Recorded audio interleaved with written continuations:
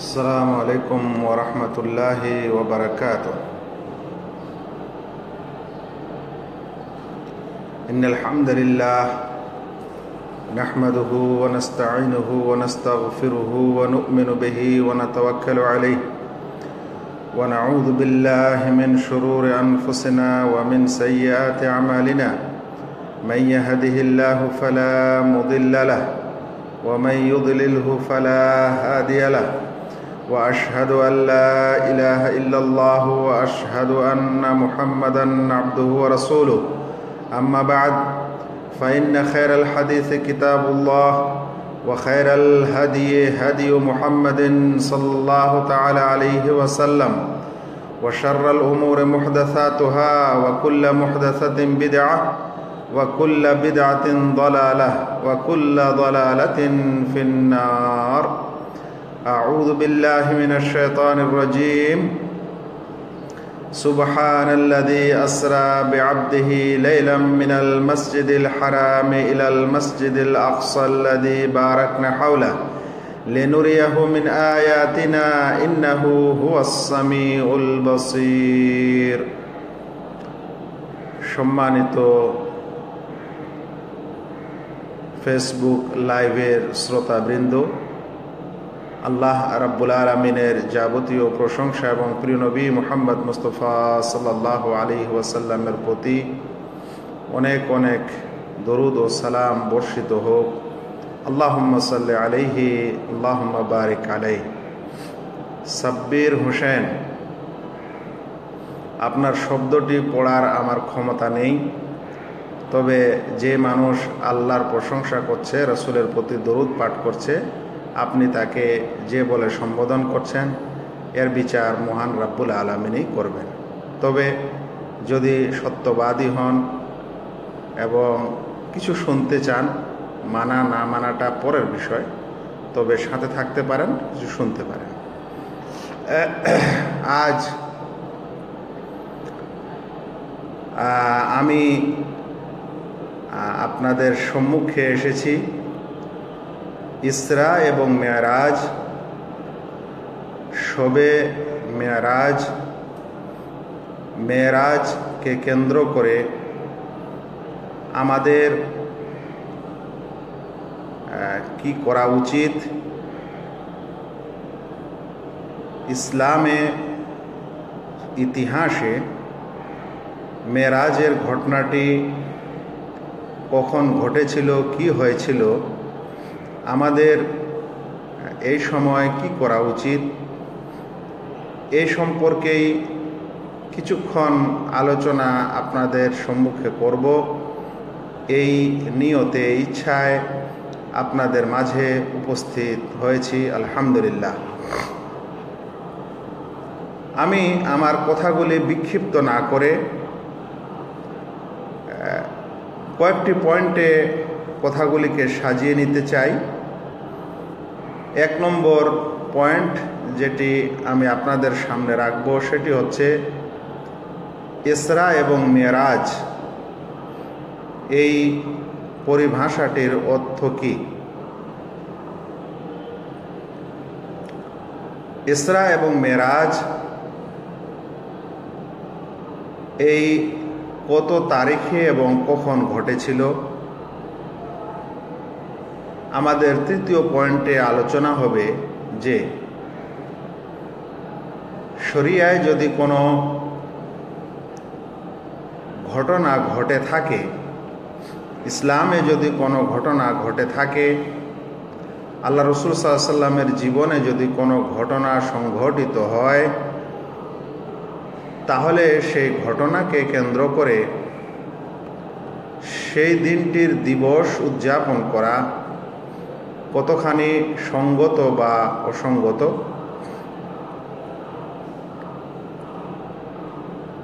এভাবে ঘটনা থেকে আরও কি শিক্ষা পাওয়া যায়, আমরা এই কিছুই আলোচনা আজকে করতে যাচ্ছি ইনশাআল্লাহ। ভাইরা, আমরা সমাজে শুনে থাকি শবে মেরাজ। শবে মেরাজ। শব আসলে বাংলা উচ্চারণ, আসল এর উচ্চারণ হচ্ছে শব। শব মানে হচ্ছে রাত, মেরাজ, শবে মেরাজ, তাহলে দুটি শব্দের অর্থ দাঁড়ালো মেরাজের রাত্রি। আসলে মেরাজ বা শবে মেরাজ এই কথাটি, এই ঘটনার একটি ছোট্ট অংশ। এর পুরো নাম হচ্ছে ইসরা ওয়াল মেরাজ, ইসরা ও মেরাজ। আল্লাহ রসুল সাল্লাল্লাহু আলাইহি সাল্লামের যে এই ঘটনাটি ঘটেছিল জীবনে, সেই ঘটনাটি শুধু মেরাজ ছিল না, বরং ঘটনাটি ইসরা ও মেরাজ দুটিকে কেন্দ্র করে হয়েছিল বা দুটির সহিত হয়েছিল, শুধু একটা হয়নি। একটি ঘটনাতে দুটি অংশ ছিল, একটা ছিল ইসরা আর একটা ছিল মেরাজ। যেহেতু দুটির ভাষাই হচ্ছে আরবি, সে কারণে ওর অর্থ দুটি জানা উচিত। ইসরা ও মেরাজ এটা হবে আসল কথা, আসল ঘটনার নাম। শুধু মেরাজ হবে না বা শুধু শবে মেরাজ হবে না। কেন? এই কারণে যে রসুল করিম সাল্লাল্লাহু আলাইহি সাল্লামকে এই ঘটনায় নিয়ে গেছিলেন মক্কা থেকে বাইতুল মাকদিস পর্যন্ত। এই রাতে ভ্রমণ করিয়েছিলেন, সেই কারণে এতটুকু অংশের নাম হচ্ছে ইসরা। মক্কা থেকে বাইতুল মাকদিস পর্যন্ত যে ভ্রমণ করা হয়েছিল রাতের এই ভ্রমণ, রাতের এই সফর, এই নৈশ সফর, একে বলা হচ্ছে ইসরা। আর মানে আসরা ইউসরির আরবি শব্দটির বাংলা অর্থ হচ্ছে রাতে ভ্রমণ করা। অতঃপর বাইতুল মাকদিস থেকে তাকে যে আকাশে নিয়ে যাওয়া হয় বা সিদরাতুল মুনতাহায় নিয়ে যাওয়া হয়, সেটাকে বলা হয় মেরাজ। তো ইসরা ও মেরাজ দুটি ভিন্ন ভিন্ন জিনিস। আমি অনুরোধ করব, আপনারা আমাকে এই লাইভ অনুষ্ঠানে কে গালি দিচ্ছে না বোকা দিচ্ছে, সেটা আমার জন্য সওয়াবের কাজ, এবং ইনশাআল্লাহ আল্লাহ রাব্বুল আলামিন আমাকে এটা সওয়াব দিবেন। আর দাওয়াত দেওয়ার ক্ষেত্রে গালি খাওয়াটা একটা সুন্নত রসুলদের। যত সব রসুল পৃথিবীতে এসেছিলেন, তারা সকল তাদের কওম, তাদের লোকেরা তাদেরকে সকলে মাথা পেতে মেনে নেয়নি। রসুল করিম সাল্লাল্লাহু আলাইহি সাল্লামের মতো ব্যক্তিত্বকে যদি মানুষ গালি দেয়, পাগল বলে, ভুঁড়ি চাপিয়ে দেয়, ইত্যাদি দেয়, তো আমরা কারা? সেজন্য শুনে যান, তাদেরকে গালি দিতে বলেন, বা মানে তাদেরকে গালি দিতে দেন, কারণ এটাই তাদের পরিচয় যে তারা যাদের কাছ থেকে শিক্ষা নেয়, শিক্ষা গ্রহণ করে, তারা কেমন ব্যক্তি, যে তাদের ছাত্র বা তাদের ভক্তদের এই শিক্ষা দিয়েছে যে মানুষকে গালি দাও। তো যদি তাদের শিক্ষা ও নিয়ম এটাই হয়, তাহলে ওদেরকে ওটা থাকতে দেন, এবং ওটাই হচ্ছে তাদের পরিচয়, এবং এটাই হচ্ছে তাদের হেরে যাওয়ার লক্ষণ। সে শুরুতেই হেরে গেল বলা যেতে পারে। এখনও কিছু আলোচনা হওয়ার পূর্বেই তার এই ধারণা, এই কথা, সেটা আপনারা তাকে ছেড়ে দেন, আপনারা আলোচনা শুনেন। আমি বলছিলাম যে আল্লাহ রসুল সাল্লাল্লাহু আলাইহি সাল্লামকে মক্কা থেকে বাইতুল মাকদিস পর্যন্ত নিয়ে গেছিলেন, এটাকে বলা হয় ইসরা। বাইতুল মাকদিস থেকে যখন ঊর্ধ্ব আকাশে নিয়ে যাওয়া হয়, সেটাকে বলা হয় মেরাজ। তাহলে ঘটনা ছিল আসলে দুটি, শুধু মেরাজ না, শুধু শবে মেরাজ না। একটা হলো ইসরা আর একটা হলো মেরাজ। আল্লাহ তাআলা বলছেন, সূরা ইসরা একটি নামই আছে, যেটি কোরআন মজিদের একটি মাঝখানের সূরা। আল্লাহ তাআলা বলছেন, সুবহানাল্লাযী আসরা বিআবদিহি লাইলাম মিনাল মাসজিদিল হারাম ইলাল মাসজিদিল আকসাল্লাযী বারাকনা হাওলা লিনুরিয়াহু মিন আয়াতিনা ইন্নাহু হুয়াস সামিউল বাসীর। পবিত্রতা ঘোষণা করছি সেই মহান রব্বুল আলামিনের, যিনি তার বান্দাকে আসরা রাতে ভ্রমণ করালেন। আসরা বে আবদেহি, তার বান্দাকে নৈশ ভ্রমণ করালেন। কোথা থেকে? মিনাল মসজিদিল হারাম, মসজিদে হারাম থেকে। কোথায়? এলাল মসজিদিল আকসা, মসজিদে আকসা পর্যন্ত নৈশ ভ্রমণ করালেন। জি, আল্লাহ রসুল সাল্লাল্লাহু আলাইহি সাল্লামকে মক্কা থেকে একটা বিশেষ বাহন বা বোরাকে চাপিয়ে খুব দ্রুত গতির সেই বোরাক, তাকে আল্লাহ রসুল সাল্লাল্লাহু আলাইহি সাল্লামকে নিয়ে সেই বোরাক বাইতুল মাকদিস পর্যন্ত যান। যাওয়ার পর সেটা বেঁধে রাখা হয়, অতঃপর তিনি সেখানে নামাজ আদায় করেন আম্বিয়াদেরকে নিয়ে। ঘটনাটির উদ্দেশ্য স্বয়ং আল্লাহ তাআলা বলছেন, লে নুরিয়াহু মিন আয়াতেনা, লে নুরিয়াহু মিন আয়াতেনা। কেন আমি তাকে এই ইসরা করালাম, কেন এই মেরাজ করালাম? বলছেন লে নুরিয়াহু মিন আয়াতেনা, আমি তাকে আমার নিদর্শনগুলি দেখাতে চাই। আমার নিদর্শনগুলি দেখানোর উদ্দেশ্যে আমি ইসরা বা মেরাজ করালাম। নবীকে সাল্লাল্লাহু আলাইহি সাল্লামকে মক্কা থেকে বাইতুল মাকদিস পর্যন্ত এবং বাইতুল মাকদিস থেকে ঊর্ধ্ব গগন পর্যন্ত যে আমি ভ্রমণ করালাম, এর উদ্দেশ্য এই যে আমি তাকে কিছু আমার নিদর্শন দেখাতে চাই, আমি কিছু আমার অলৌকিকতা দেখাতে চাই। আচ্ছা, তাহলে আমি এতক্ষণে আমার কথা ইনশাআল্লাহ সত্যবাদী যে আল্লাহ রাব্বুল আলামিন আল্লাহ রসুল সাল্লাল্লাহু আলাইহি সাল্লামকে ইসরা করিয়েছেন এবং মেরাজ করিয়েছেন। ইসরাটা বাইতুল হারাম থেকে নিয়ে মসজিদে আকসা পর্যন্ত হয়েছিল, আর মসজিদে আকসা থেকে নিয়ে আল্লাহ রসুল সাল্লাল্লাহু আলাইহি সাল্লামকে ঊর্ধ্ব গগনে নিয়ে যাওয়া হয়েছিল। মেরাজ কথাটির অর্থ হলো আসলে সিঁড়ি। আরাজা ইয়া আরোজো, চড়া, ঊর্ধ্ব উপরে উঠা। তো উপরে উঠার এই যেহেতু রসুল সাল্লাল্লাহু আলাইহি সাল্লামকে বাইতুল মাকদিস থেকে আকাশে নিয়ে যাওয়া হলো, ঊর্ধ্বাকাশে নিয়ে যাওয়া হলো, তো সেই সেইটাকে বলা হচ্ছে মেরাজ। মানে এখান থেকে ইসরা হলো, তারপর থেকে মেরাজ হলো। এখন আমাদের জানা উচিত যে এই ইসরা ও মেরাজ কবে ঘটেছিল।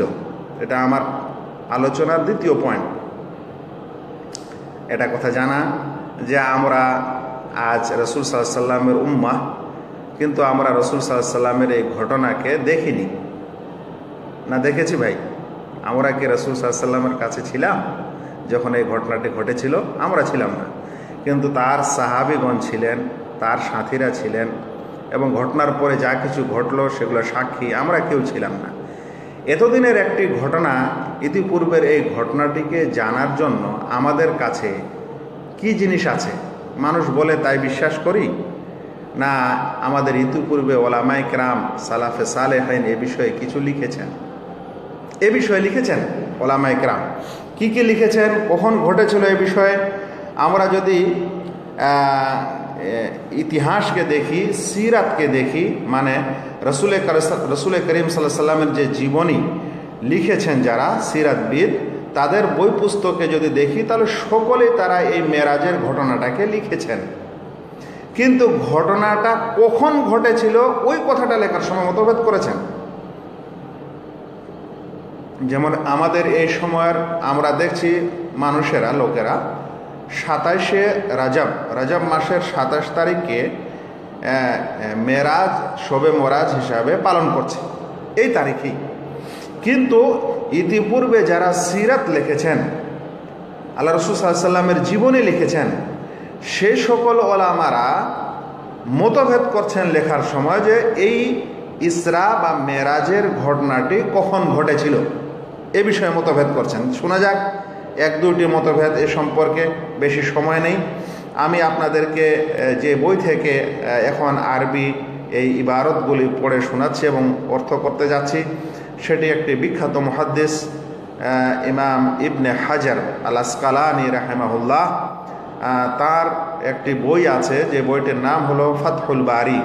ফাতহুল বারি বইটি হচ্ছে সহিহ বুখারীর ভাষ্য, সহিহ বুখারীর ব্যাখ্যা, এবং সবচেয়ে ভালো ব্যাখ্যা সহিহ বুখারীর যে বইটি, সেই বইটির নাম হচ্ছে ফাতহুল বারি। লেখক হচ্ছেন ইবনে হাজার আসকালানি। সেই ইবনে হাজার আসকালানি ফাতহুল বারিতে লিখছেন, আমি তার কথাগুলি আপনাদের শোনাই নিজে থেকে কিছু না বলে। তিনি বলছেন, ওয়াকাদ ইখতালাফাল উলামাউ ফি ওয়াক্তিল ইসরা ওয়াল মি'রাজ আলা আকওয়ালিন কাসীরা। ওলামাগণ ইসরা ও মেরাজের ওয়াক্ত বা সময়কে কেন্দ্র করে বহু মতভেদ করেছেন। এ বিষয়ে বহু কওল বা এ বিষয়ে বহু মত রয়েছে। কাল আল হাফিজ ইবনে হাজার বলেন, ওয়া যাহাবাল আকসার ইলা আন্নাহু কানা বাদাল মাবআসি সুম্মা ইখতালাফু।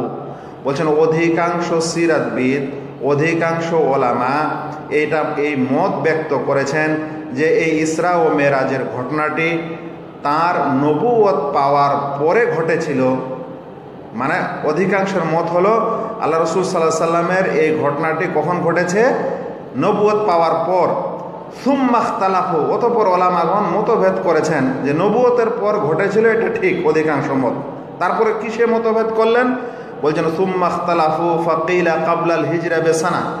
অতঃপর মতভেদ করেছেন যে মতভেদকারীদের মধ্যে কিছু সংখ্যক বলছেন যে এটা হিজরতের 1 বছর পূর্বে হয়েছিল। এটাকে ইবনু সাদ এবং অন্যরা বর্ণনা করেছেন। ইমাম নাওয়াবী এটাকেই দৃঢ়ভাবে মানে এই মতটাকে সত্য হিসাবে গ্রহণ করেছেন, মানে এই মতটিকে তিনি ভালোভাবেই গ্রহণ করেছেন। এবং ইবনে হাজম তিনি তো বলছেন এটাই হচ্ছে ইজমা, ঐক্যমত, এরকম কথা বলেছেন। কিন্তু তাদের এই কথাটি মানে একটি মত জরুরি নয় যে এই তারিখটাই সহিহ। আচ্ছা, তারপরে সুম্মা যাকার আল হাফিজ হাযিহিল আকওয়াল ওয়াহিয়া, মানে এই যে পণ্ডিতদের আমি নাম নিচ্ছি সেগুলো ইবনে সাদ, তারপরে হচ্ছে ইমাম নাওয়াবী, তারপরে ইবনে হাজম, এগুলো হচ্ছেন আমাদের ইসলামের বড় বড় গবেষক ও পণ্ডিত। তাদের মন্তব্যটা আমি আপনাদের তুলে দিচ্ছি মাত্র, আমার কিছু এখানে দায়িত্ব নেই। কিন্তু তারপরে শুনেন, তারপরে ইবনে হাজার আসকালানি ফাতহুল বারিতে বলছেন, ওয়াহিয়া কাবলাল হিজরাতে বিসামানিয়াতে আশহুর। বলা হয়েছে যে সেই মেরাজের ঘটনাটি হিজরতের 8 মাস পূর্বে ঘটেছিল। কেউ বলছেন কাবলাল হিজরাতে বিসিত্তাতে আশহুর, কেউ বলছেন যে হিজরতের 6 মাস পূর্বে ঘটেছিল, কেউ বলছে কাবলাল হিজরাতে বেসানা, হিজরতের 1 বছর পূর্বে ঘটেছিল, কেউ বলছেন কাবলাল হিজরাতে বে আহাদা আশারা শাহরান, হিজরতের 11 মাস পূর্বে ঘটেছিল, কেউ বলছে কাবলাল হিজরাতে বে সানাতিন ওয়া শাহরাইন, হিজরতের 1 বছর 2 মাস পূর্বে ঘটেছিল, কেউ বলছেন 1 বছর 3 মাস পূর্বে ঘটেছিল, কেউ বলছেন 1 বছর 5 মাস পূর্বে ঘটেছিল। আর কাবলাল হিজরা বে সামানিয়াতে আশারা শাহরান, কেউ বলছেন 18 মাস পূর্বে ঘটেছিল, কেউ বলছেন যে 3 বছর পূর্বে ঘটেছিল। এভাবেই ওলামায়ে কেরামগণ মতভেদ করেছেন।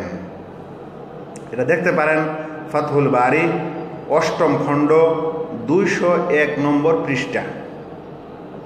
তাহলে এখানে কি বোঝা যাচ্ছে যে ইসরা ও মেরাজের ঘটনাটি কবে ঘটেছিল, তারিখটা কি ছিল, এটা আমাদের ওলামায়ে কেরাম ইতিপূর্বের ইসলামিক গবেষকগণ ঐক্যমত হননি যে সেটা কোন তারিখে হয়েছিল। যদি কোন তারিখে হয়েছিল এর বিষয়ে আমাদের ইতিপূর্বের ওলামায়ে কেরামের ঐক্যমত না থাকে, তাহলে আমরা 27শে রজবকেই যদি শবে মেরাজ বা ইসরা ও মেরাজের দিন হিসাবে উদযাপন করি, তাহলে সেটা কি ভুল হবে না সঠিক হবে?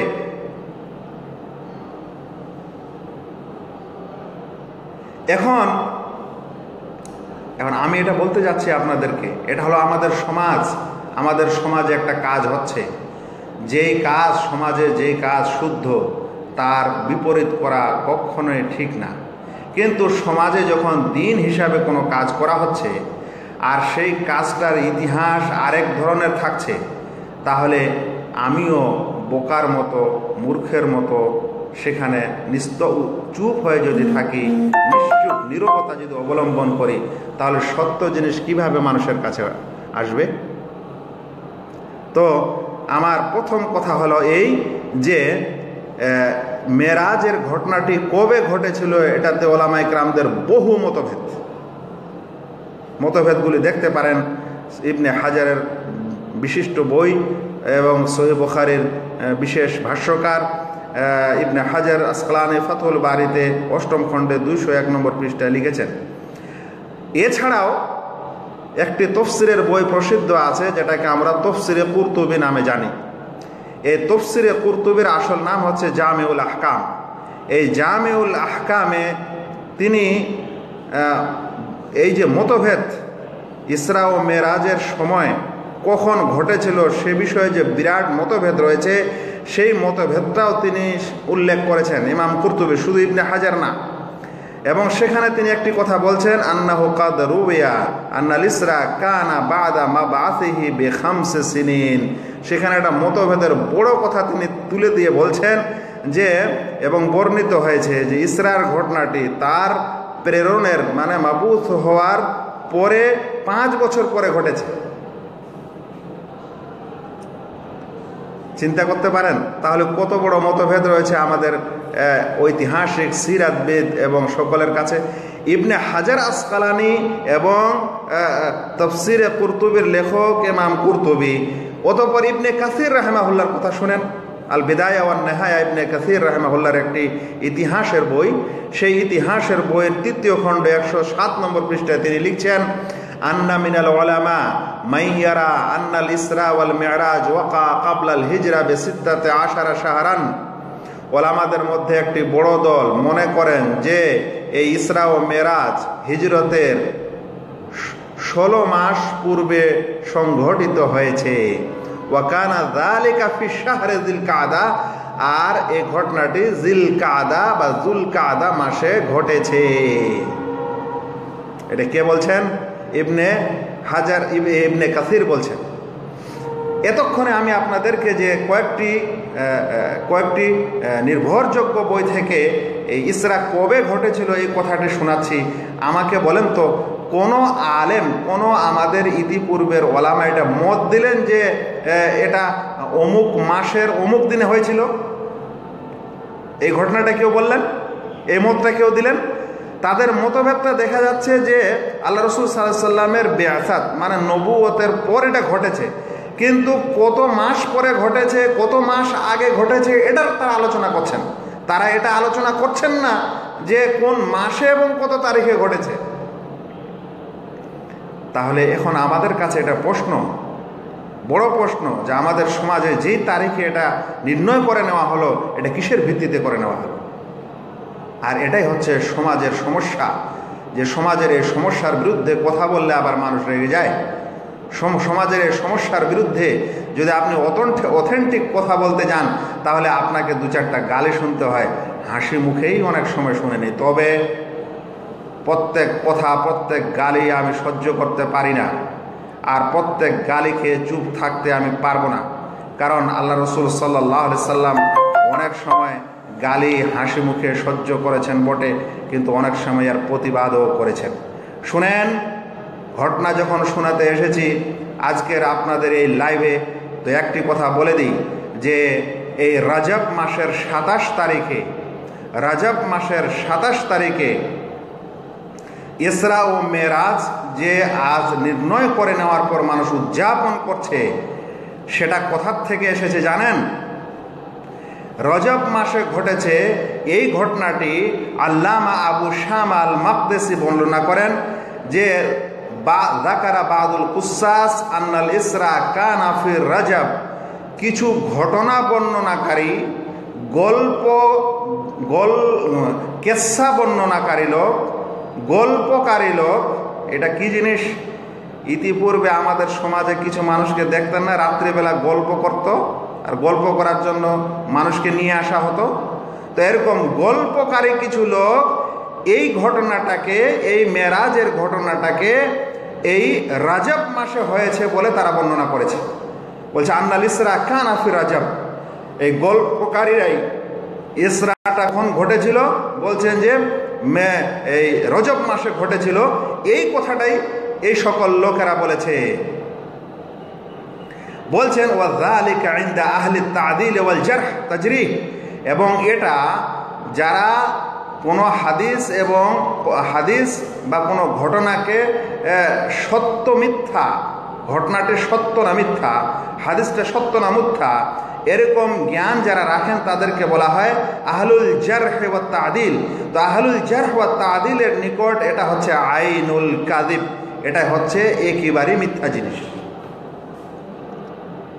যদি ঘটনাটি এরকমই হয় ভাই, তাহলে আমরা স্পষ্টভাবে বলতে পারি যে ইসরা ও মেরাজ কবে ঘটেছিল, এই শবে মেরাজটা কোন তারিখে হয়েছিল, এটা ওলামায়ে কেরামগণ, আমাদের আহলুস সুন্নাহ ওয়াল জামাতের ওলামায়ে কেরামগণ প্রচুর মতভেদ করেছেন।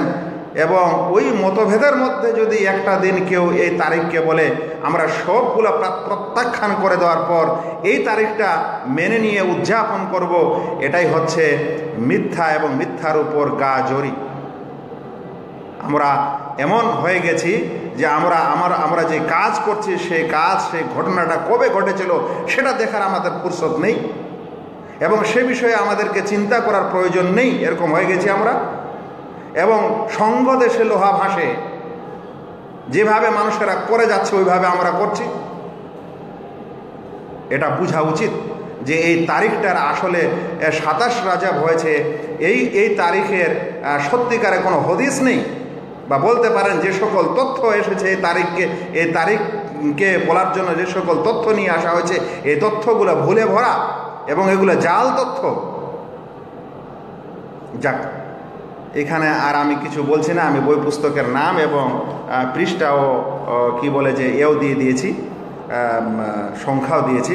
সে কারণে কোনো ভাই যদি বিশেষ কিছু এ বিষয়ে গবেষণা করতে চাইলে তাহলে করতে পারেন। যেমন এই ইসরা ও এবার তৃতীয় পয়েন্ট আমার, যে যেমন ইসরা ও মেরাজ কোন তারিখে ঘটেছিল এটা আমাদের ওলামায়ে কেরাম মতভেদ করেছেন। শেখ আলবানী এখানে একটি কথা বলেছেন এই মতভেদগুলা বর্ণনা করার পর, যে এটা থেকেই প্রমাণিত হয় যে ইসরা ও মেরাজ কোন তারিখে ঘটেছিল এটা ওলামায়ে কেরামের মধ্যে মতভেদ আছে। আর শুধুমাত্র 27 রজবকে খাস করে নেওয়া, নির্দিষ্ট করে নেওয়া, এটা সত্যিকারে একটা ভুল জিনিস। এবার আমি আপনাদেরকে একটা আরও তথ্য দিই যে ঠিক আছে, ইসরা ও মেরাজের তারিখ কখন হয়েছিল না হয়েছিল এটা নয়, মতভেদ ওলামায়ে কেরামদের মধ্যে আছে, কিন্তু ঘটনাটা ঘটেছিল, এটা সত্য। এখন আমাকে বলেন যে ইসলামে যে কোনো একটা কাজ যখন আমরা করি, ধরে নেন ঈদের দিনে 2 রাকাত নামাজ পড়তে হবে, ঈদের দিনে ঈদুল ফিতর হলে আমাদেরকে যাকাতুল ফিতর দিতে হবে, যদি কুরবানির দিন হয় 2 রাকাত নামাজ আদা করতে হবে, কুরবানি দিতে হবে, জুমার দিন হলে আমাদেরকে গোসল করে অমুক টাইমে নামাজে আসতে হবে। এই তথ্যগুলি আমরা কোথায় পাই? এই তথ্যগুলি আমরা কি নিজের মন দিয়ে করি, না আমাদের কোনো বই পুস্তক থেকে আগে এটা প্রমাণিত হতে হয়? প্রমাণিত হতে হয় কিতাব এবং সুন্নাত থেকে, তারপরে আমরা ওই কাজটা করতে পারি, নচেত করতে পারি না।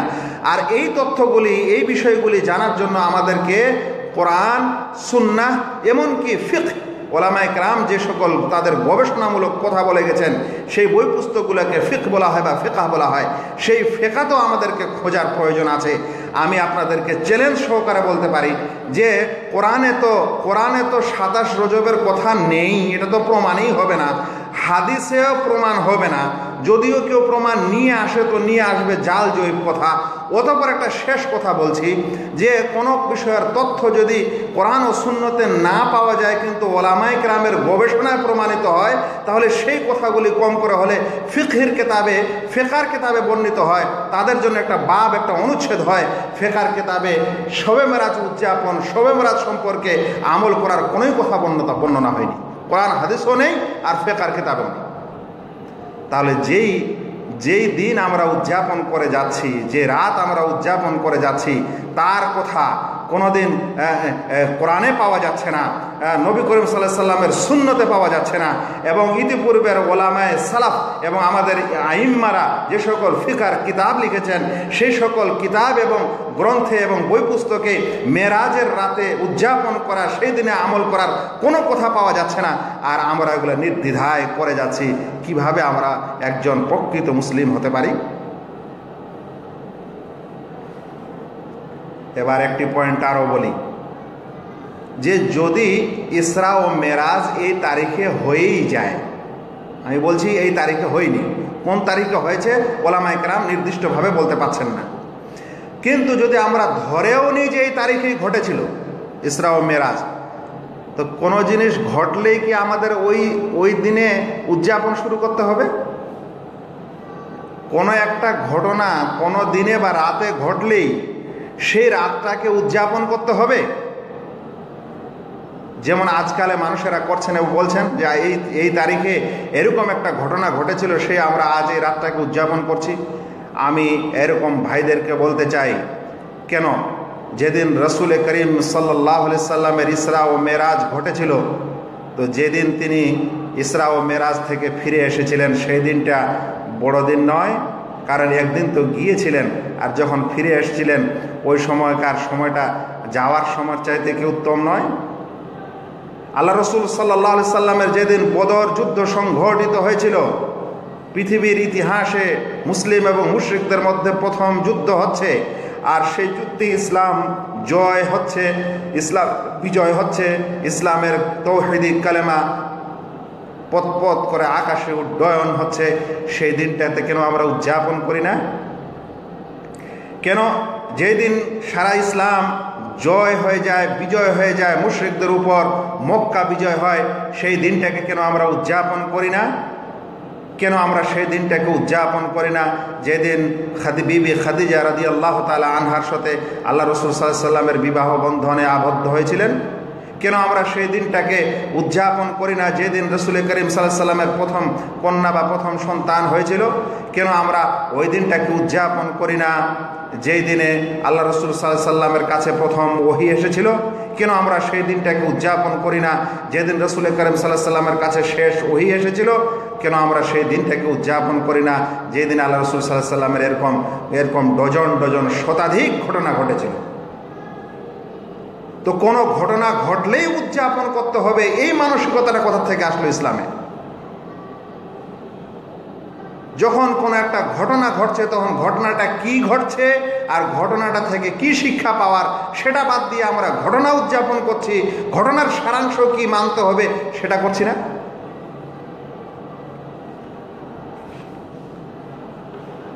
অবশ্যই বলতে হবে এবং আপনাদেরকে শুনতে হবে যে বর্তমান যুগে ইসলামের নামে যেগুলো আগাছা তৈরি হয়েছে, ইসলামের নাম দিয়ে যেগুলো পরগাছা ইসলামে তৈরি হয়েছে, সেই আগাছা ও পরগাছাগুলির জন্য আসল ইসলাম আমরা দেখতে পাচ্ছি না।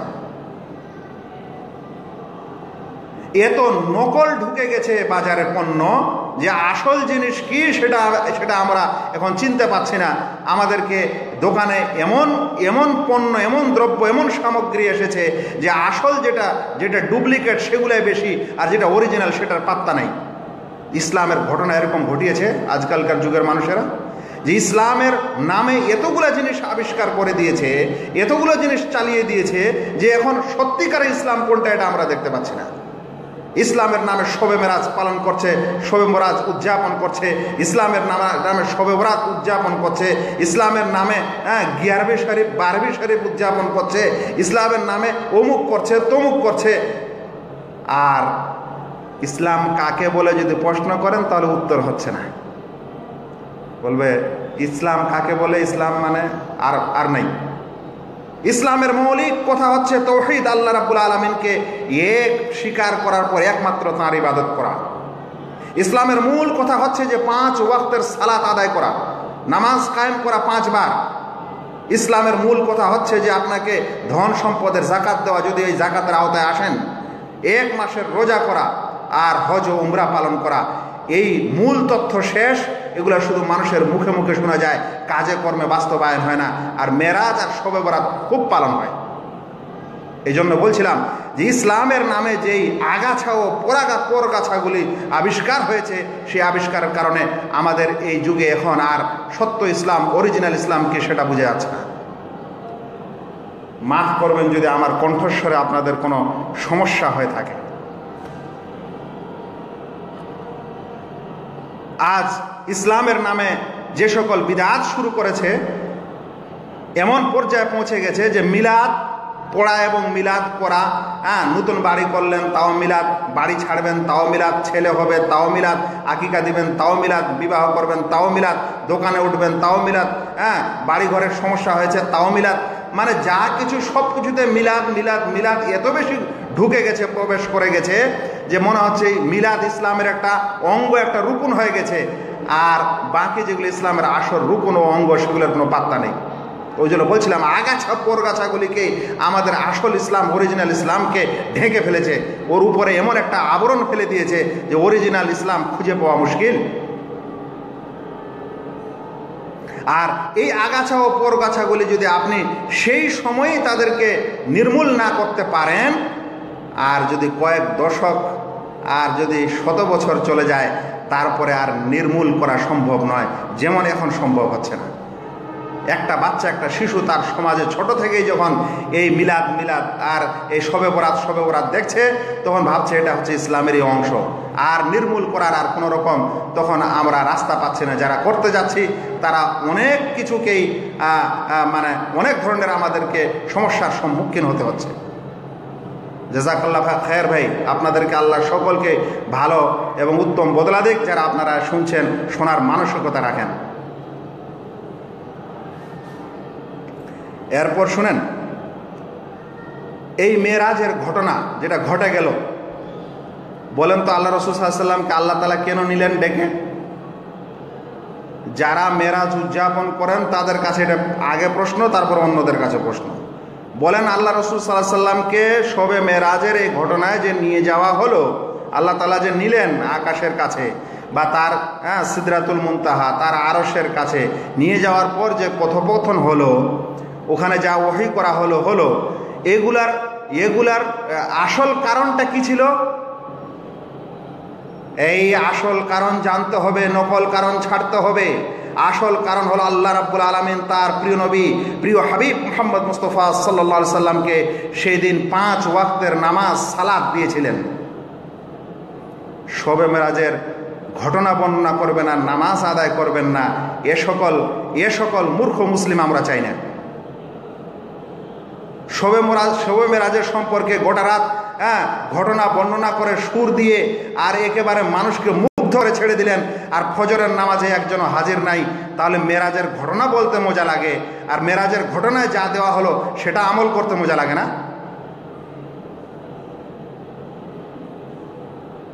আজ ঘটনা এটাই ঘটেছে। যে সকল মানুষেরা আজ শবে মেরাজের মজলিসে এসে মজলিস গরম করে, সেই সকল মানুষের মুখ দিয়ে এটা বের হয় না যে শবে মেরাজে যাওয়ার পর রাসূল সাল্লাল্লাহু আলাইহি ওয়াসাল্লামকে 5 ওয়াক্তের নামাজ দিয়েছিল, তাই একটা লোক আজ এই মসজিদ থেকে নামাজ না পড়ে যাবেন না বা আগামীকাল থেকে নামাজ ছাড়বেন না, এ কথা বলার আস্পর্ধা তাদের নেই। তো শবে মেরাজের ঘটনার উদ্দেশ্য হচ্ছে 5 ওয়াক্তের সালাত, আর এই 5 ওয়াক্তের সালাতকে যারা পরিত্যাগ করেছে আর শবে মেরাজের ঘটনা নিয়ে খুব দরুদ পাঠ আর অমুক পাঠ নিয়ে খুব চিৎকার করছে আর গলা চেঁচাচ্ছে আর মজলিস গরম করছে, এগুলো হচ্ছে মায়া কান্না করা। আল্লাহ রাসূল সাল্লাল্লাহু আলাইহি সাল্লাম এবং আল্লাহ তাআলাকে ভালোবাসার মায়া কান্না করছে, ভুয়া কান্না করছে। সত্যিকার কান্নাকারী হলে তারা আল্লাহ তাআলার সেই আদেশকে মান্য করতে এবং মেনে চলতে। আরো প্রশ্ন করি তাদেরকে যে এই শবে মেরাজের ঘটনায় খুব সুন্দর করে মানুষকে বুঝালেন যে বোরাকে নিয়ে গেল অমুক জায়গায়, প্রথম আকাশে, দ্বিতীয় আকাশে, তৃতীয় আকাশে। আর তারপরে যদি জিজ্ঞাসা করেন যে ভাই আল্লাহ কোথায় আছে, তো তখন বলবে আল্লাহ সব জায়গায় আছে। এরকম জাহেল ও মূর্খের দলকে কিভাবে বোঝানো যায় যে যদি আল্লাহ সব স্থানেই থাকতেন, আল্লাহর সত্তা যদি সব স্থানেই থাকতেন, সব স্থানেই বিরাজিত হতেন, তাহলে পরে আল্লাহ রাসূল সাল্লাল্লাহু আলাইহি সাল্লামকে মেরাজে নিয়ে যাওয়ার দরকারটা কেন হয়েছিল? ভাই দরকারটা কেন হয়েছিল? তো মেরাজের ঘটনার সম্পর্কে আহলুস সুন্নাহ ওয়াল জামাতের আকীদা ও বিশ্বাস যে মেরাজ একটি অলৌকিক ঘটনা, মেরাজ একটি এমন ঘটনা যেটা আল্লাহ রাসূল সাল্লাল্লাহু আলাইহি সাল্লামের জাগ্রত অবস্থায় সংঘটিত হয়েছে।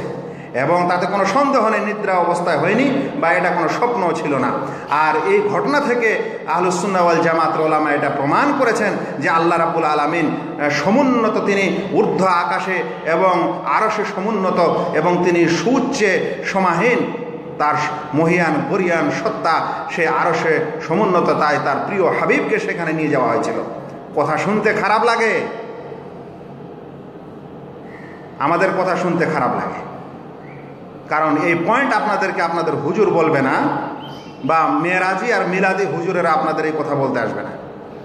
এই কথা তো আমরা বলি যে আল্লাহ রাব্বুল আলামিন তিনি মহিয়ান বরিয়ান সত্তা এবং পুত পবিত্র সত্তা, তিনি মর্যাদাবান সত্তা, তার সব স্থানে তিনি তার সত্তা নেই, তিনি তার সত্তা সত্যিকারে আছে আকাশে।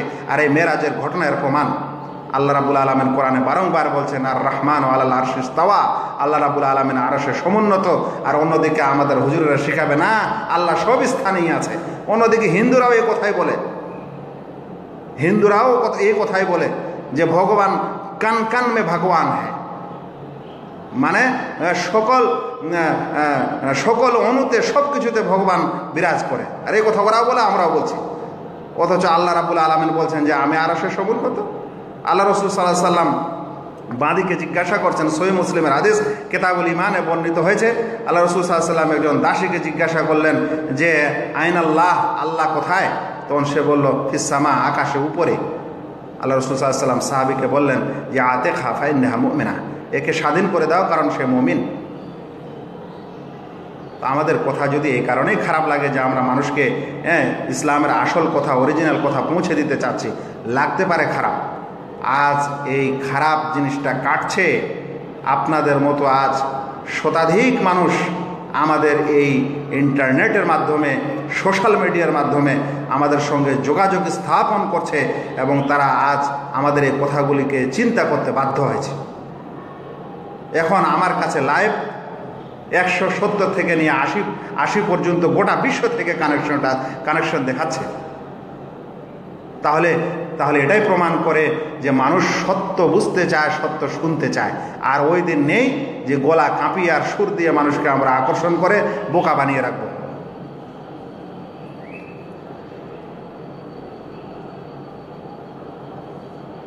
আচ্ছা, আমাদের একটা সমস্যা হলো এই যে যদি আমরা কোনো মানুষকে এটা বলি যে শবে মেরাজ এই উদযাপন কেন করছেন, তো বলে উদযাপন করলে সমস্যা কি? শবে মেরাজ হয়নি? আল্লাহ রাসূল সাল্লাল্লাহু আলাইহি সাল্লামকে এখান থেকে ওখানে, ওখান থেকে এখানে নিয়ে যাওয়া হয়নি? শবে মেরাজের ঘটনা হওয়া আর উদযাপন করা দুটি ভিন্ন ভিন্ন জিনিস, এটা আমাদের বোঝা উচিত ভাই। দুটি ভিন্ন জিনিস।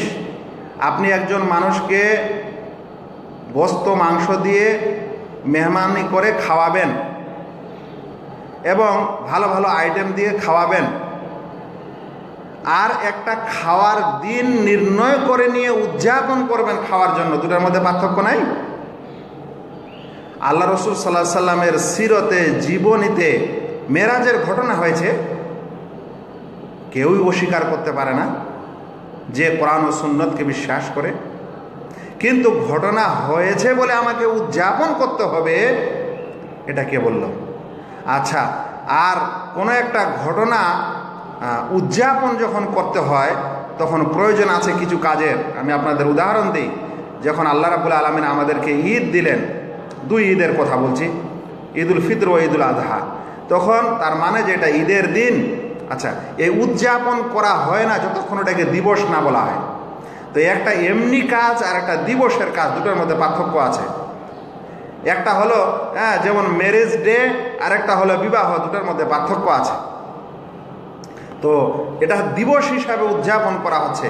আর সেই কারণে আমি শুরু থেকে আপনাদের বলছিলাম যে যেই তারিখটার কোনো সত্যিকারের প্রমাণ নেই এবং সেটা কখন ঘটেছিল সেটাই পাওয়া যায় না, অতঃপর যদি একটা ঘটনা ঘটেই যায় তাহলে কি আমাদের সেটা উদযাপন শুরু করতে হবে? যদি করতেই হয়, এরকম হয়, তাহলে রাসূল সাল্লাল্লাহু আলাইহি সাল্লামের জীবনের ডজন ডজন এমন বড় বড় ঘটনা আছে, সেগুলোকে উদযাপন করা উচিত।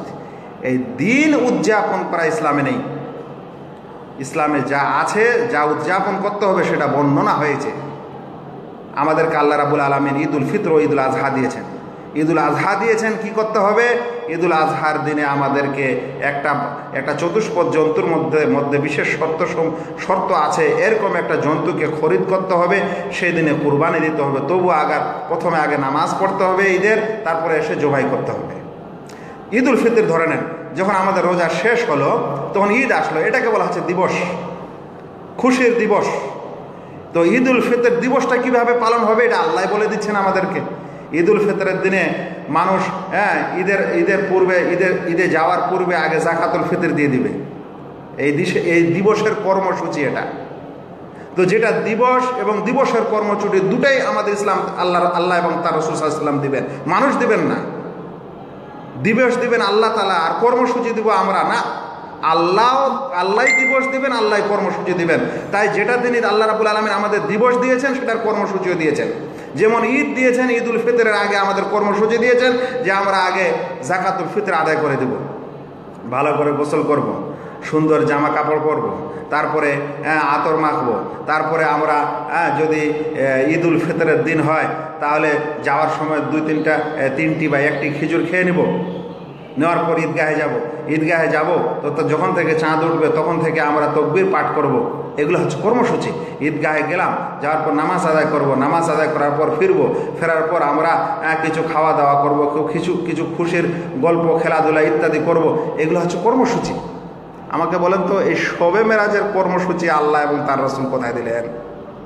এটা বুঝার দরকার নেই যে যেটা আল্লাহ দিচ্ছেন বা শরীয়তে থাকছে তার কর্মসূচি থাকছে। ঈদুল ফিতর কিভাবে উদযাপন করবেন, ঈদুল আজহা কিভাবে উদযাপন করবেন বলে দিয়েছেন। শবে মেরাজ কিভাবে উদযাপন করবেন এই কর্মসূচি কোথায় আছে? কিন্তু জবরদস্তি যদি কেউ করে, যেমন কর্মসূচি আজকালে বানিয়ে নেওয়া হয়েছে, তাহলে জবরদস্তি করার সময় কর্মসূচি পাচ্ছেন না, তখন কি করছেন? কোনো সময় এটা, কোনো সময় ওইটা, ঘুরে ফিরে আর 14টা জিনিস নিয়ে এসে তখন একটা কর্মসূচি বানাচ্ছে নিজে নিজে। যদি কোনো মানুষের বিবেক থাকে, সুন্দর আল্লাহ রাব্বুল আলামিন জ্ঞান দিয়ে থাকেন, তার মধ্যে বুঝার তৌফিক দেন, তাহলে একজন মানুষ এখানেই বুঝতে সক্ষম যে আল্লাহ রাব্বুল আলামিন আমাদেরকে যে বিধান দিয়েছেন সেই বিধানের সাথে কর্মসূচিও দিয়েছেন। আমাদেরকে যদি নামাজও আদায় করতে বলেছেন জুমার দিনটা ফজিলতের দিন, বিশেষ নামাজ আছে যখন বলেছেন, তাহলে জুমার দিনের বিধান দিয়ে দিয়েছেন। ওই জন্য খাস জুমার বিধান পাওয়া যায়। জুমার দিনে এই কাজ করা মুস্তাহাব। শবে মেরাজের দিনে কি কি কাজ করা মুস্তাহাব একটু বলে দেন দেখি। নিয়ে আসেন, কোন হাদিসের চ্যাপ্টার আর কোন ফিকহের বইতে বর্ণিত হয়েছে। তো যখন আমরা মানুষকে কথা বলছি তখন মানুষ তো বুঝতে বাধ্য, কিন্তু কিছু মানুষ আছে তারা বুঝতে চায় না, তো আমাদের কিছু করা নাই। আল্লাহ রাব্বুল আলামিন বলছেন, ফাযাক্কির ইন নাফাতিয যিকরা, তুমি নসিহা করো, উপদেশ দাও, হতে পারে উপদেশ কাজে দেবে। আমি শেষ কথা স্বরূপ এটাই বলে যাচ্ছি যে ভাইরা, শবে মেরাজ বা মেরাজের ঘটনা সংঘটিত হয়েছে, এতে কোনো সন্দেহ নেই। বহু হাদিসে এর বর্ণনা এসেছে। আর এই ঘটনার উদ্দেশ্য হচ্ছে আল্লাহ রাব্বুল আলামিন প্রিয় নবী মুহাম্মদ মুস্তাফা সাল্লাল্লাহু আলাইহি সাল্লামকে তার নিদর্শন সমূহ দেখাতে চেয়েছিলেন। আল্লাহ কোরআনে বলছেন, সুবহানাল্লাযী আসরা বিআবদিহি লাইলাম মিনাল মাসজিদিল হারাম ইলাল মাসজিদিল আকসাল্লাযী বারাকনা হাওলাহু লিনুরিয়াহু মিন আয়াতিনা।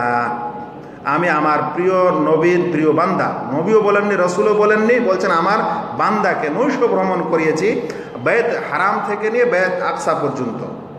অতঃপর কারণ কি ছিল? লিনুরিয়াহু মিন আয়াতিনা, আমি তাকে আমার কিছু নিদর্শন দেখাতে চেয়েছিলাম, সেই নিদর্শন দেখানোর জন্যই তো আমি তাকে ভ্রমণ করিয়েছিলাম। তো রাসূল সাল্লাল্লাহু আলাইহি সাল্লামের এই মেরাজের ঘটনার পিছনে রহস্য হলো যে আল্লাহ রাব্বুল আলামিন নিদর্শন দেখিয়েছেন এই ঘটনার মাধ্যমে।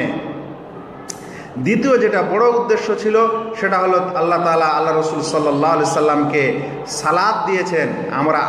আমরা বান্দা, আমাদের সৃষ্টির রহস্য এবং উদ্দেশ্য হচ্ছে আল্লাহর ইবাদত করা। সেই ইবাদতের মধ্যে একটি বিশেষ ইবাদত সালাত, নামাজ, 5 ওয়াক্তের নামাজ তার প্রিয় হাবিব মুহাম্মদ মুস্তাফা সাল্লাল্লাহু আলাইহি সাল্লামকে দান করেছিলেন। সেই 5 ওয়াক্তের সালাত নিতে হবে এবং রাসূল সাল্লাল্লাহু আলাইহি সাল্লামের এই ঘটনাকে বিশ্বাস করতে হবে। করার পরেই আমাদের ঈমান ঠিক থাকবে, ওই অনুযায়ী চলবে। কিন্তু আমরা শবে মেরাজের শুধু ঘটনা বর্ণনা করব, আর শবে মেরাজ যে উদ্দেশ্য হলো সেটা আমরা মানব না। ঘটনা বর্ণনা করব আল্লাহ রাব্বুল যে আল্লাহ রসুল সাল্লাল্লাহু আলাইহি সাল্লামকে নিয়ে যাওয়া হলো আরশের কাছে, 5 ওয়াক্তের নামাজ দেওয়া হলো, আর তখনই জিজ্ঞাসা করব আল্লাহ কোথায় আছে, তখন আমাদের বলা হবে আল্লাহ সব স্থানে আছে। তাহলে আমরা বলবো যে তাদের নিজের কথার মধ্যেই ত্রুটি রয়েছে এবং ভুল রয়েছে। শেষ কথা হলো শবে মেরাজ উপলক্ষে কোনো ধরনের আমল নেই, এবং এটা যে এই তারিখে ঘটেছিল 27 রাজাবে, এটা হচ্ছে গা জোরে তারিখ নির্ণয়, গায়ের জোরে একটা তারিখ নির্ণয় করেছে। নচেত আপনারাও ভাই আজকালে যারা আমার সঙ্গে এখন লাইনে আছেন, প্রায় 200 লোক এখন কম বেশি উঠানামা করছে। এতগুলো লোককে আমি বলছি, আপনারা যেহেতু ইন্টারনেট ব্যবহার করেন, রসুল করিম সাল্লাল্লাহু আলাইহি সাল্লামের একটা সিরাত মানে জীবনের বই আপনি ডাউনলোড করার পর দেখেন তো আল্লাহ রসুল সাল্লাল্লাহু আলাইহি সাল্লামের এই মেরাজের ঘটনা কোন তারিখে হয়েছিল। নির্ভরযোগ্য সিরাতের বই নিয়ে আসেন, নেওয়ার পর দেখেন যে তারা কি ঐকমত পোষণ করেছে। যদি না করে থাকে তাহলে গায়ের জোরে 27 রাজাবকে তারা নির্ণয় করে নিয়েছে, যেটাই হচ্ছে আমাদের সত্যিকারে আপত্তির কারণ।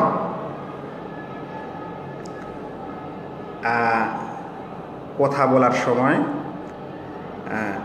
কিছু কথা বলতে গিয়ে রাগান্বিত ভাব হওয়া, এটা অনেক মানুষ পছন্দ করেন না।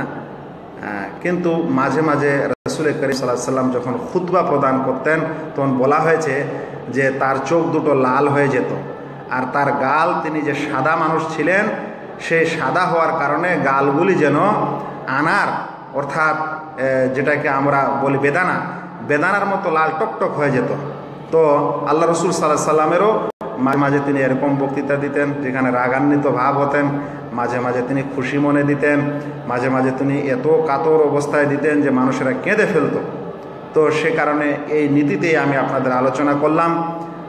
আল্লাহ, আমার আলোচনার মধ্যে যদি কিছু ভুল হয়, আল্লাহ তাআলার কাছে সেই ভুলের ক্ষমা প্রার্থনা, আর আপনাদের মনে যদি কোনো দুঃখ পায় তাতেও আমি ক্ষমা প্রার্থনা করছি এবং আপনাদের কাছে মাপ চেয়ে নিচ্ছি, এবং আশা করছি আপনারা আলোচনাটি বুঝার এবং সে অনুযায়ী আমল করার চেষ্টা করবেন। এই কামনায় ও আশায় আপনাদের জন্য দোয়া রেখে আমি আমার আলোচনা শেষ করলাম। বারাকুমুল্লাহু ফিকুম, জাযাকুমুল্লাহু খায়রান, ওয়া মা আলাইনা ইল্লাল বালাগ। আসসালামু আলাইকুম ওয়া রাহমাতুল্লাহি ওয়া বারাকাতুহু। আমি আরও 5-7 মিনিট আপনাদের সাথে থাকব। আপনাদের যে প্রশ্ন উত্তর যদি কারো কিছু থাকে তাহলে সেগুলো আমি 5-7 মিনিটে কয়েকটা প্রশ্নের উত্তর দেওয়ার চেষ্টা করে তারপরে আমি বিদায় নেব ইনশাআল্লাহ। সহি হাদিস বুকগুলোর নাম সাজেস্ট করেন প্লিজ। জি, একটা ভালো প্রশ্ন। সহি হাদিস বইগুলির মধ্যে সবচেয়ে নির্ভরযোগ্য 2টি গ্রন্থ রয়েছে, যেটা আমাদের উম্মাহ মানে রসুল সাল্লাল্লাহু আলাইহি সাল্লামের উম্মত, তারা প্রায় সকলেই ঐক্যমত পোষণ করেছেন যে কোরআন মজিদের পর উম্মতের মাঝে সবচেয়ে ভালো সহি যে 2টি বই রয়েছে, সেটার মধ্যে 1 নম্বর হলো বুখারী, 2 নম্বর হলো সহি মুসলিম। এই কারণে সহি বুখারী ও সহি মুসলিম পড়বেন। যদি কেউ হাদিস অধ্যয়ন পড়তে চান তাহলে প্রথমে এই 2টা পড়বেন, এই 2টা দিয়ে শুরু করবেন। তারপরে এছাড়াও অন্যান্য হাদিসও রয়েছে, যেমন তিরমিজি রয়েছে, নাসাই রয়েছে, ইবনে মাজা রয়েছে, আবু দাউদ রয়েছে। আলহামদুলিল্লাহ বাংলা ভাষায় বুখারী ও মুসলিম অনুবাদ হয়েছে। আপনারা দেশের বাংলা বই পুস্তক যেখানে ছাপানো হয়, বিশেষ করে শরিয়ার ইসলামের বই পুস্তক, সেখানে যোগাযোগ করে কিনে নিতে পারেন ইনশাআল্লাহ। মেরাজ ততটুকু সত্য, মেরাজ সত্য ভাই, মেরাজের ঘটনাটা সত্য। আল্লাহ রসুল সাল্লাল্লাহু আলাইহি সাল্লামকে মসজিদে হারাম থেকে মসজিদে আকসা পর্যন্ত নিয়ে যাওয়া হয়েছিল বোরাকের মাধ্যমে, অতঃপর তাকে আকাশে নিয়ে যাওয়া হয়েছিল। এটা একটা অলৌকিক ঘটনা, এটা আম ঘটনা নয়। ওই জন্য আমাদেরকে হয়তো বুঝতে অসুবিধা হচ্ছে, কিন্তু মনে রাখবেন এর প্রতি আমাদের ঈমান থাকবে। রাসূল করিম সাল্লাল্লাহু আলাইহি ওয়াসাল্লাম যখন ঘুরে এসে বলেছিলেন তখন কাফেররা অস্বীকার করেছিল। একটা কথা আরও মনে পড়ে গেল, বলে দিই। কাফেররা অস্বীকার করেছিল, হাসি রহস্য করে বলেছিল, আরে এতদিন ধরে তো মোহাম্মদ এই বলছিল, আজকে বলছে 1 রাতেই এত দূর চলে গেছে, একদম মক্কা থেকে ফিলিস্তিন থেকে একদম আল্লাহর কাছে 1 রাতেই চলে গেছে। তখন এই কথা রহস্যমূলকভাবে যখন আবু বকর সিদ্দিক রাদিয়াল্লাহু তাআলা আনহুকে বলা হয়েছিল, তখন তিনি বলেছিলেন যে এটা কি মোহাম্মদ বলেছে? হ্যাঁ, এরকমই বলেছে মোহাম্মদ। যদি মোহাম্মদ বলেছে তাহলে সত্য বলেছে। চিন্তা করছেন কিভাবে তারা সত্যবাদী মানুষ ছিলেন, সেই জন্য তাকে সিদ্দিক বলা হয়। তো আমরা এই ঘটনাকে সত্য মনে করি, কারণ আমাদের রাসূল সাল্লাল্লাহু আলাইহি ওয়াসাল্লাম বলেছেন।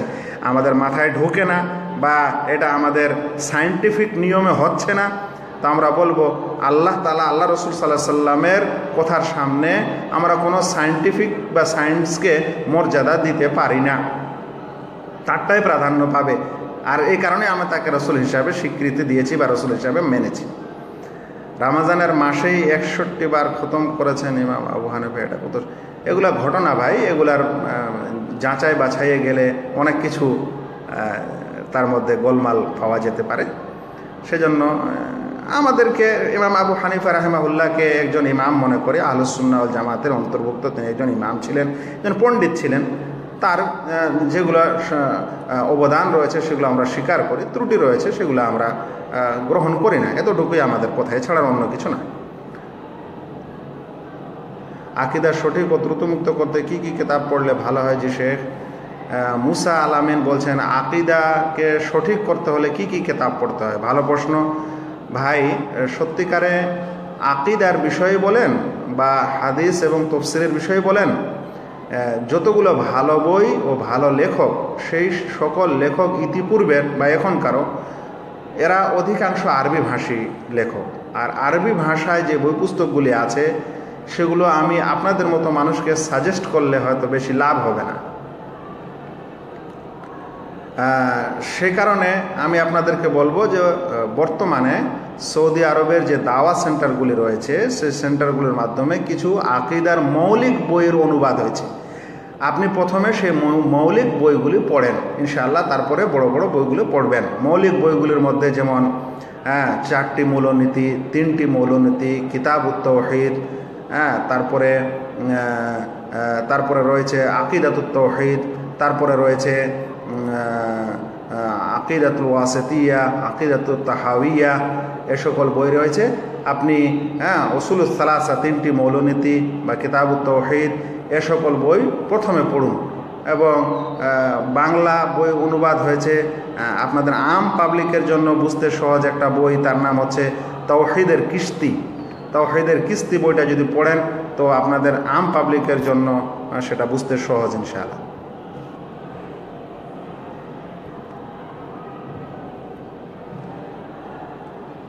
মেরাজের রাত্রিতে কার বাড়িতে ছিলেন? উম্মু হানির বাড়িতে ছিলেন, এটাই সিরাতবিদরা বলেছেন। অনেকে দোয়া চেয়েছেন, আল্লাহ রাব্বুল আলামিন আপনারা যার যে সমস্যা রয়েছে, যে উদ্দেশ্যে আপনি আমার কাছে আবেদন করছেন, আল্লাহ রাব্বুল আলামিন যেন আপনার সেই মনোকামনাকে পূরণ করে। মাজার সম্পর্কে ইনশাআল্লাহ কোনোদিন হবে। আজকে এই বিষয়ে আলোচনা ছিল, অন্য দিনে করবো ইনশাআল্লাহ, আল্লাহ তাআলা যদি বাঁচিয়ে রাখেন, হায়াতে রাখেন। শবে মেরাজ উপলক্ষে কোনো রোজা নাই ভাই। ফারজানা ইসলাম, শবে মেরাজ উপলক্ষে কোনো রোজা নেই, কোনো ইবাদত নেই। এটা একটি ঘটনা, আমরা বিশ্বাস করি কোনো ইবাদত দেওয়া হয়নি। যেমন ঈদের নামাজের সময় ঈদের নামাজ দেওয়া হয়েছে, ঈদুল আজহাতে কুরবানি দেওয়া হয়েছে, তেমনি শবে মেরাজ উপলক্ষে ইসলাম আমাদেরকে কোনো ইবাদতের কথা বলেনি। এটা মানুষ অনেকে আবিষ্কার করে নিয়েছে, তাই আমরা করি না। আর যেখানে করতে বলেছেন সেখানে করি। মিরাজের রাতে বহু বিদাত, অনেক আলোচনা হয়ে গেল। শেখ আমাদের দেশের কিছু আলেম বলে থাকেন আত্তাহিয়াতু নাকি মিরাজে আল্লাহ তাআলা বলেছেন। হাদিসে যেটা এসেছে সেটা হলো যে আল্লাহ রসুল, সাহাবী বলছেন যে আল্লাহ রসুল আমাদেরকে আত্তাহিয়া ওইভাবে শিক্ষা দিলেন যেভাবে সূরা শিক্ষা দিতেন।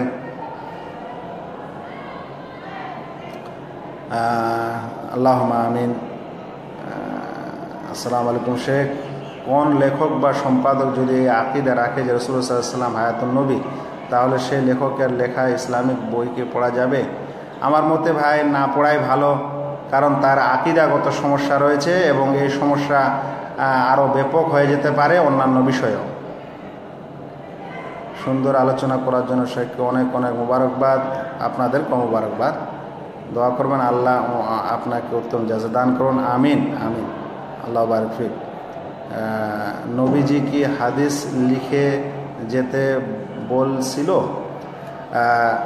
এটা একটা আলাদাই সাবজেক্ট ভাই, সংক্ষিপ্ত আকারে বলি। আল্লাহ রসুল সাল্লাল্লাহু আলাইহি সাল্লামের যুগে ওহী মানে কোরআন অবতীর্ণ হচ্ছিল এবং কোরআন লেখার সাহাবী ছিলেন। এখন কিছু কিছু সাহাবী আল্লাহ রসুলের হাদিসকেও লিখতে চাচ্ছিলেন, তো আল্লাহ রসুল বললেন লিখো না, দুটার মধ্যে হয়ে যাবে, মানে গোলমাল হওয়ার সম্ভাবনা আছে, সেই কারণে লিখো না। তো আল্লাহ রসুল সাল্লাল্লাহু আলাইহি সাল্লামের যুগে সে কারণে হাদিস লেখা হয়নি। তবে কিছু কিছু সাহাবী কিছু কিছু ক্ষেত্রে লিখে নিয়েছেন। আল্লাহ রসুল বিদায় হজের ভাষণ দিলেন, একজন সাহাবী এসে বললেন আল্লাহ রসুল আমাকে লিখে দেন। ওর নাম ছিল আবু শাহ। তো আল্লাহ রসুল বললেন উক্তু বলে আবি শাহ, আবু শাহর জন্য লিখে দাও। এরকম সংক্ষিপ্ত কিছু জিনিস লেখা হয়েছিল, পুরো লেখা হয়নি। আল্লাহ রসুল সাল্লাল্লাহু আলাইহি সাল্লামের মৃত্যুর পর প্রায় 100-150 বছর পর হাদিস সংকলন করার যুগ আসে বা বলতে পারেন প্রয়োজন হয়, তারপরে তখন সেটা সংকলিত করতে শুরু করা হয়। মাযহাব মানার সম্পর্কে ইনশাআল্লাহ কোনোদিন বলা হবে। মাহমুদ আবুধাবি থেকে শুকরান, রাসেল মাহমুদ সহ সকল ভাই যারা আজ এই আমার সঙ্গে কানেক্টেড হয়েছিলেন আলোচনা শোনার জন্য, এরকম সকল ভাইকে আবারও ধন্যবাদ ও শুকরিয়া জ্ঞাপন করে আজকের আলোচনা এখানে শেষ করছি। ওমা আলাইনা ইল্লাল বালাগ। আসসালামু আলাইকুম ওয়া রাহমাতুল্লাহি ওয়া বারাকাতুহু।